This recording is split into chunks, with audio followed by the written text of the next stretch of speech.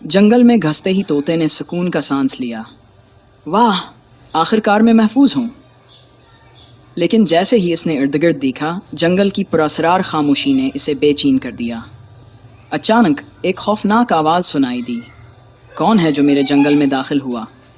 طوطا گھبرا کر ایک درخت کی شاخ پر جا بیٹھا۔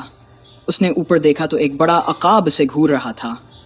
ارے نہیں، میں وزیر سے بھاگا تھا، مگر اب عقاب کے نرغے میں آ گیا۔ عقاب نے تیز آواز میں کہا، یہ میرا علاقہ ہے، یہاں اجنبی پرندے زندہ نہیں رہ سکتے۔ طوطا فوراً اپنی چالاکی آزمانے لگا۔ وہ بولا، جناب عقاب، میں تو آپ کی خدمت میں آیا ہوں۔ میں محل سے بہت خاص راز لے کر آیا ہوں۔ عقاب نے حیرت سے پوچھا، کیسا راز؟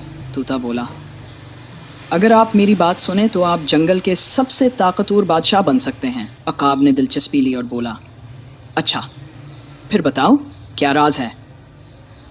کیا طوطا عقاب کو دھوکہ دے سکے گا یا وہ خود مصیبت میں پھنس جائے گا؟ جاننے کے لیے اگلا حصہ